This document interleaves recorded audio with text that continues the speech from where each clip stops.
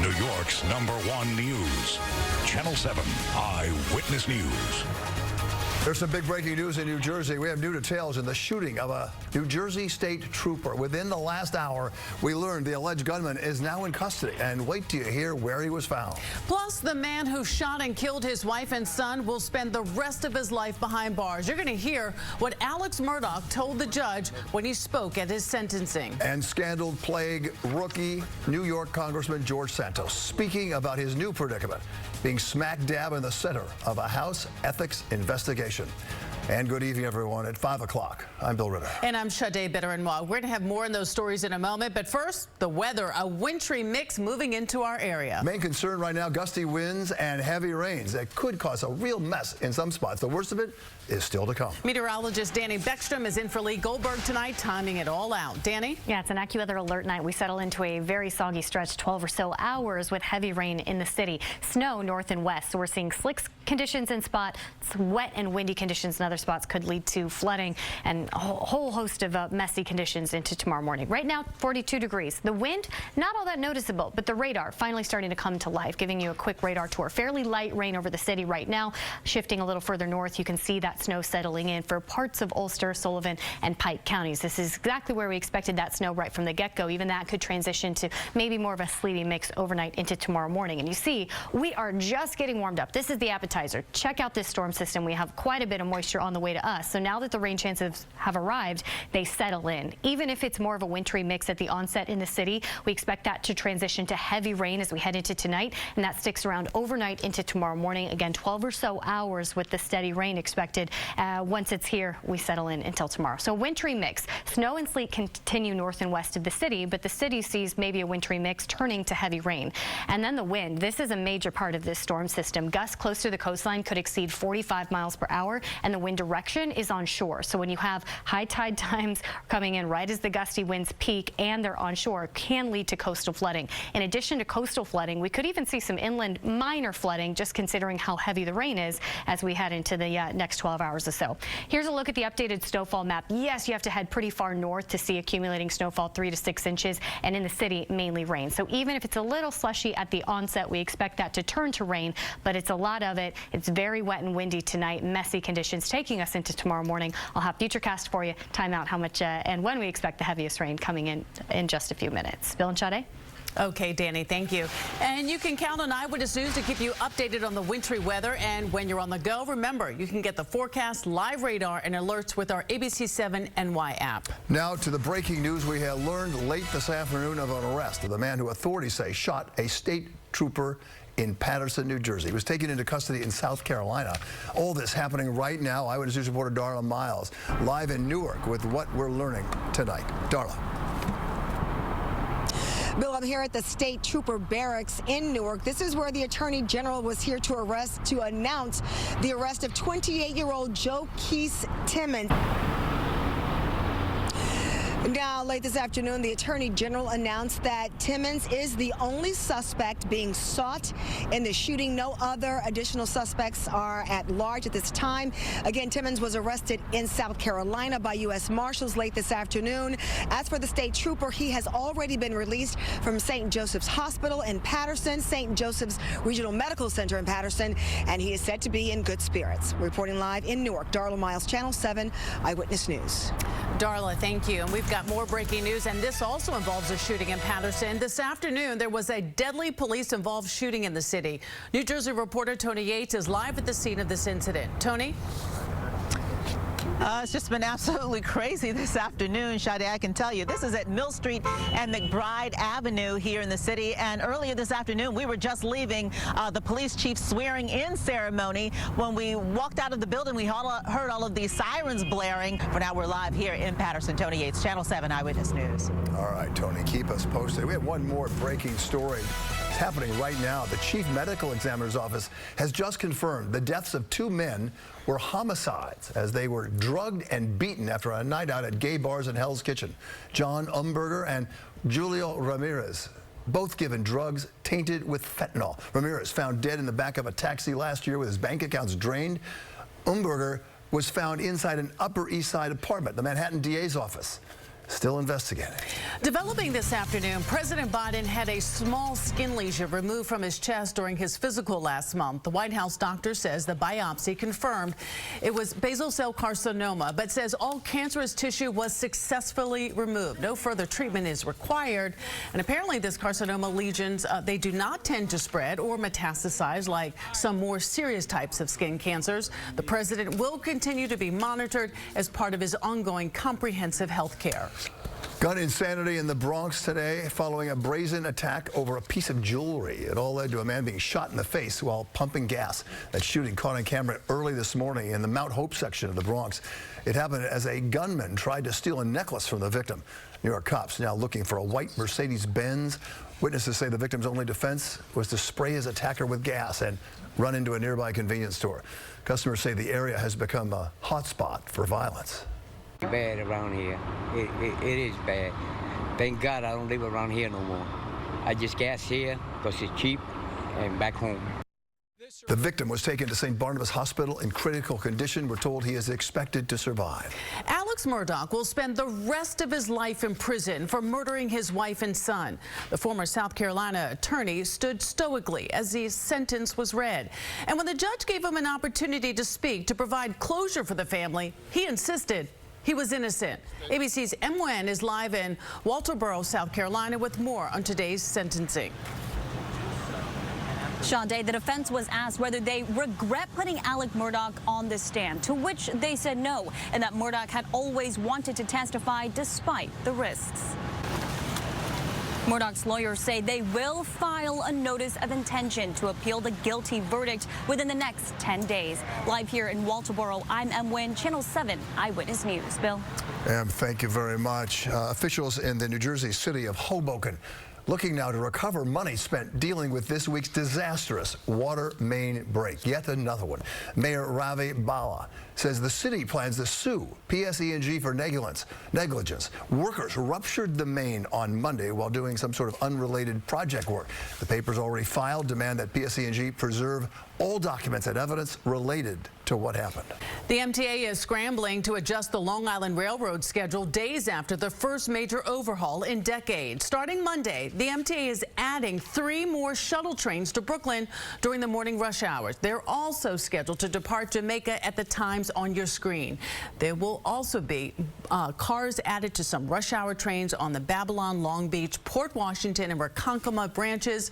Riders are urged to check the train time app for more information. And the LIRR changes were meant to accommodate service to the new Grand Central Madison, but it has led to chaotic scenes like this of overcrowded trains and platforms. Let's hope it works next week.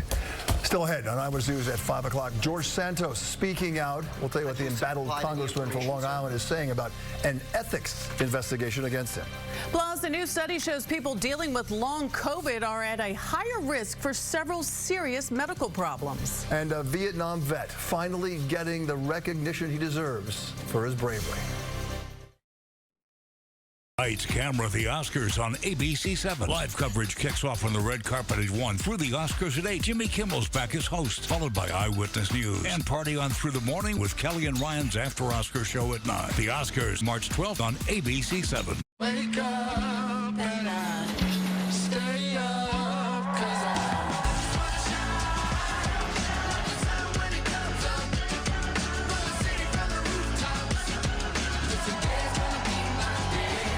Rise and shine with Eyewitness News, Monday on Channel 7. Eyewitness News needs your help to protect our children. Have you seen Kendi? ABC-7 thanks you for helping to protect our children. He's now under investigation by Congress for a variety of scandalous allegations. And just last week, you'll recall, rookie Congressman George Santos proposed something so wacky the gasps were audible. Make the AR-15 assault rifle the nation's gun. This morning, another big sign that he appears friendless. A crowded business community breakfast on Long Island. Of the 4 Republican congressmen on the island, only 3 were invited. Santos was not. Here's Shantae Lands. Turning to weather, the storm system that brought tornadoes, flooding, and high wind to Texas yesterday is just arriving in our area. This is one of the tornadoes caught on camera in North Texas. Look at that. Nearly a dozen tornadoes were reported across Texas, Louisiana, and Kentucky in just the last 24 hours. And this is a look at the damage left behind in Texas. The same storm will bring heavy rain and even some snow to our area tonight. The National Weather Service reports more than 60 million people are under a threat of severe storms. Dana, I know you've been keeping an eye on this, so what can we expect here? So the good news is we dropped that severe weather threat. Maybe some thunderstorm activity, but not expecting Nothing like that. Nothing like that. But that's not to minimize the impacts, because it's going to be a messy stretch. We're talking 12 hours starting now through early tomorrow morning, where we're looking at heavy rain in the city, really gusty wind that could help to initiate some coastal flooding as well as the issue of the high tide times. And then, some snow, so slick conditions north and west of the city. Here's a look at that storm system, and it's still tracking across the country. We're looking at heavy rain moving into the Great Lakes right now, and even the threat for severe weather starting to shift further east. This is moving out of Kentucky and Tennessee and into the Carolinas and portions of northern Georgia. You see this light green shading in the tri-state. That's just looking at the potential for thunderstorm activity, but that's not really what we're worried about tonight. The wind and the rain in the city, and then those slick conditions north and west. That's what we're watching in the tri-state. This is a look at the current radar. So we're starting to see some of that light rain fill in for the city as well as Long Island, but this is very light rain. Might not even be touching the surface, considering our dew points are in the 20s. So that indicates dry air at the surface layer, but as this rain continues to fall, better chance that it actually reaches the ground. North of I-84 is where we're seeing the steadier snow, right as we expected. But even north of I-287 already, for the higher elevations, we're starting to see some of that wintry mix. Not all that consistent, not all that widespread right now, but we'll get an inch to an inch and a half of rain. Can lead to localized flooding, even not near the coast, ponding on roadways, gusty conditions, and then slick as the snow, sleet, and ice continues north and west. So a messy stretch ahead of us, taking us into tomorrow morning. Our lows actually increase tonight under that AccuWeather alert, and then tomorrow the rain wraps up. The steady rain, at least, just isolated chances under a mostly cloudy sky through tomorrow afternoon. Better weather Sunday into Monday. Our highs jump to the upper 40s, low 50s, so a touch above average under a mix of sun and clouds. And in fact, at this point, we don't anticipate another AccuWeather alert on the 7-day, so moving in the right direction once we get through tonight. It's looking good. Okay. Thank you, Dana. You're welcome. And still ahead on Eyewitness News at 5, protesters and even some elected officials rally against the controversial proposal to build luxury towers around Penn Station. Why they say this would be a disaster. And angry residents in Flushing's Queens sound off about a possible casino in their community. Plus this. A family suffers a devastating loss. Their Mohegan Lake home completely destroyed in a fire. Luckily, no one was home. But when they can't get the medicine for both of their special needs sons, that's when they need 7 on their side. Their stories coming up. A bill to ban the term Latinx in Connecticut, plus details on the Partnership to End Addiction's Ayuda y Esperanza program. Tiempo Sunday morning at 11:30. And still to come on Eyewitness News at 5, the future of Penn Station, why some people are against the current plan to redevelop it, and what supporters want to see built there. Also, details on the deadly snowboarding accident out west, an accident that killed a man from New York. Plus, the popular children's medicine facing a shortage and why it could be getting even worse. Next Jeopardy! The semifinals of the high school reunion tournament begin. Deep breath. Watch Jeopardy! Tonight at 7 on Channel 7. It's an AccuWeather alert night as our next storm system brings snow, sleet, rain, and really gusty wind. And seeing the radar, none of that surprises you. Heading into tonight, the showers now here, and we are really just getting warmed up. They continue overnight into first thing tomorrow morning. A quick radar tour shows light rain over the city, same for Long Island, but just north of the city for areas north and west of it, looks like I-287, slightly higher elevation.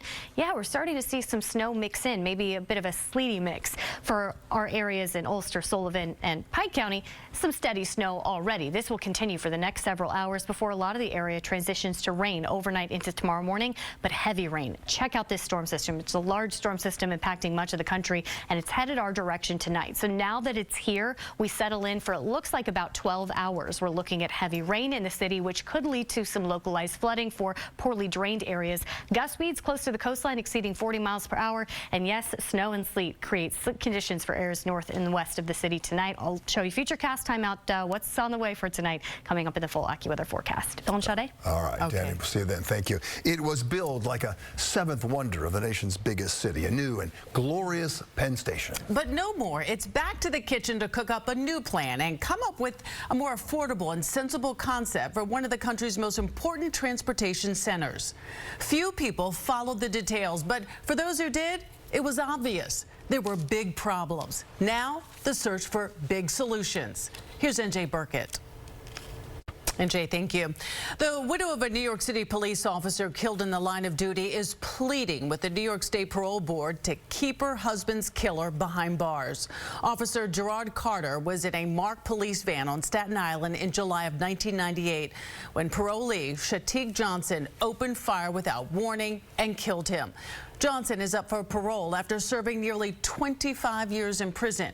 Carter's widow is outraged. To allow someone who killed 3 times out is just astronomically crazy to us. Officer Carter's family says they will fight to keep his memory alive, whatever happens with Johnson's parole. Police in Brooklyn say the man in this video is suspected of beating up a woman on the subway. Happened in Bay Ridge back in January on a southbound N train. The video just released. Cops say he tapped the 40-year-old woman on the shoulder. When she told him to stop, he punched her several times in the face. He then ran away at the 86th Street station. The woman treated on the scene. Straight ahead on Eyewitness News at 5 o'clock, a devastating fire made even worse for one local family. On their son's 10th birthday, a family loses their entire home to a devastating fire.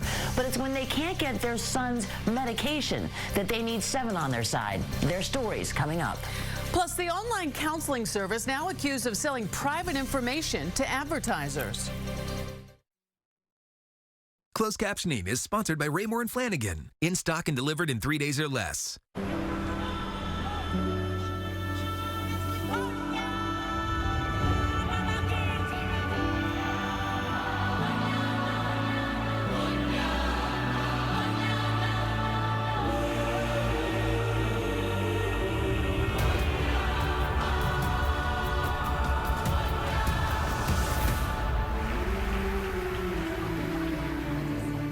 Lion King. Share it with someone you love. Here and Now is all about your community, current issues affecting your life, and bold voices making a difference. Watch Here and Now wherever you stream ABC-7 New York.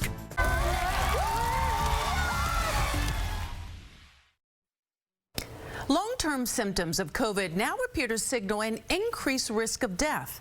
New research finds people with lingering effects of the virus are twice as likely to die in the year following infection. In fact, the number is nearly 3%. Common causes of death for people with long COVID include heart failure, stroke, and pulmonary embolism. The study says people with long COVID are also more likely to wind up with asthma. We know that liquid albuterol has been hard to find lately, and now it's about to get even harder. The drugs manufacturer, Acorn, shut down some of its facilities last month after filing for bankruptcy. It's the only company that makes a certain bottled form of the medicine, which is commonly used to treat people with breathing problems. The shortage has caused some health centers to delay discharging patients because they didn't have enough medicine to give them. It's also leading to more people checking into emergency rooms. The FDA now looking into how the manufacturer's shutdown will impact drug supply chains around the country. An online counseling service is accused of selling private medical information to advertisers. The FTC says BetterHelp promises to keep patient data secret, but has actually been passing it along to Facebook and Snapchat. The agency is ordering the company to pay nearly $8 million in fines. It's also trying to block the company from sharing any medical data in the future. Forget the repo man. Coming up on Eyewitness News at 5, Ford Motors has a plan to take back cars by driving car owners crazy. And there are rumors that Prince Harry could be skipping King Charles's coronation. And he's not the only one. And after a quiet and cloudy start to our Friday, a messy mix moves in. In fact, as we speak, the radar's starting to come to life. We're seeing light rain in the city and snow north and west. But the light rain becomes heavy rain in the city as really gusty wind increases overnight into Saturday morning. It will be wet, it will be windy, and in some spots north and west of the city, it'll be awfully slick moving into your Friday night plans. I'll time it out for you on Futurecast and the full AccuWeather forecast coming up. Forget the repo man. Imagine a car that can repo itself. Get this, Ford Motor Company just applied for a patent for that technology that would make a vehicle drive automatically to a repo lot or to a tow truck company nearby.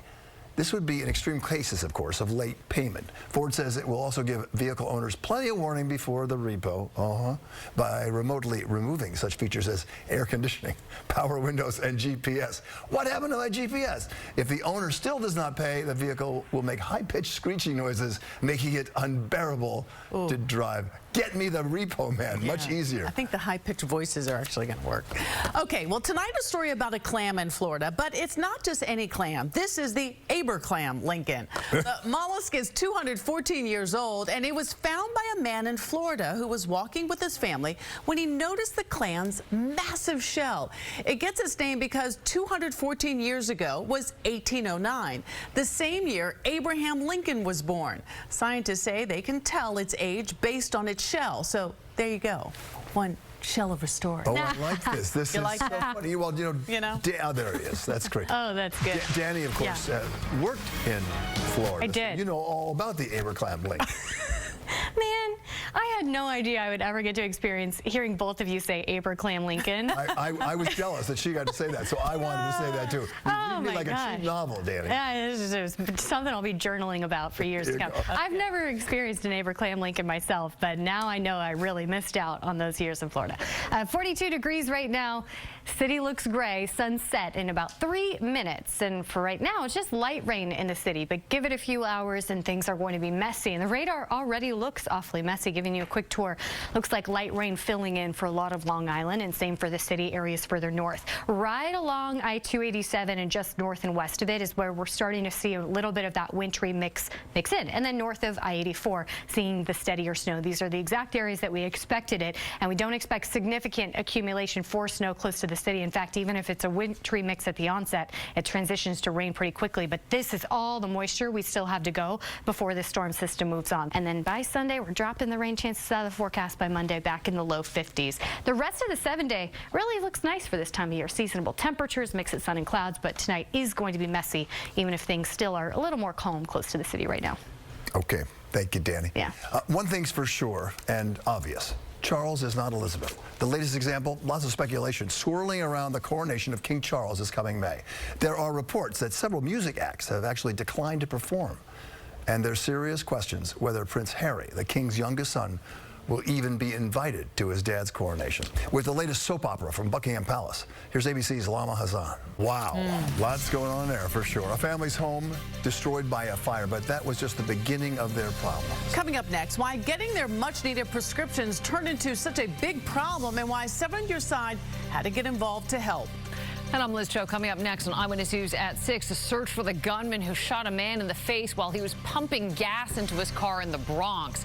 And new details on the new service the LIRR is adding next week after delays and complaints by angry riders following a new schedule this week. We'll have those stories and much more coming up next at 6.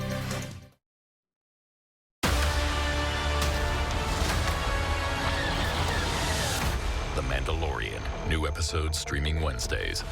Only on Disney+. Tonight, the Jeopardy! High School Reunion semifinal and Wheel. Then, Shark Tank in 2020, followed by New York's #1 news. Channel 7 Eyewitness News at 11. Plus, don't miss the Oscars. Live coverage starts at 1 Sunday, March 12th, only on ABC-7. First, a fast-moving fire tragically reduced the family's home to ashes. Then a second gut punch when the parents learned medication desperately needed by their sons was burned in the fire. Well, for days, the Westchester parents struck out getting their prescriptions refilled. Their last chance, Nina Pineda and 7 on Your Side. Oh, so glad we could help. Nina Pineda is just fantastic. And there's still much more news ahead. Eyewitness News at 6 begins right now.